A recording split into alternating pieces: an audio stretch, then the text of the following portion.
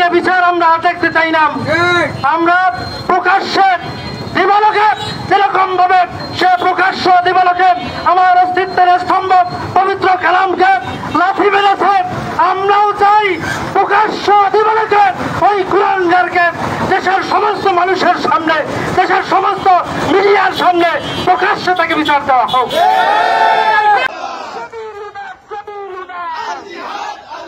নিজের জায়গা থেকে আমরা প্রতিবাদ জানাবো।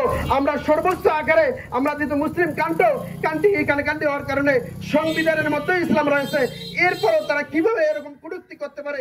শুধু তাদেরকে ধরে 6 মাস জেল দিয়ে তাদেরকে আবার ছেড়ে দিবেন এরকম নয়, বরং ইসলামী শরীয়তের যে আইন আছে, কেউ ইসলামকে অবমাননা করে তাদেরকে যে আইনে অনুযায়ী শাস্তি দেওয়া সেই শাস্তি তাদেরকে দিতে হবে।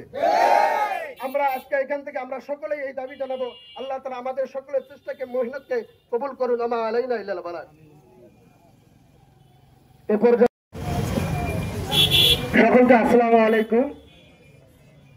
সর্বপ্রথম ধন্যবাদ জানাই।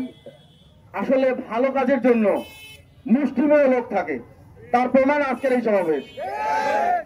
যত পৃথিবীতে যত ভালো কাজ আছে, এই ভালো কাজে আপনারা দেখবেন লোক সংখ্যা অত্যন্ত কম, তার প্রমাণ আজকের এই বিক্ষোভ সমাবেশ।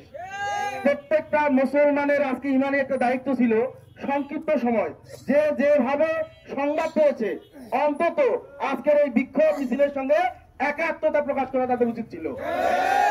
তা আমি বলবো, যারা একাত্মতা প্রকাশ করতে পারেন নাই, দয়া করে আজকের এই বিক্ষোভ মিছিল দেখার পরে হলেও মন থেকে একদম ঘৃণা করেন। কাদের ঘৃণা করবেন? নাস্তিক। নাস্তিক কাদের বলে?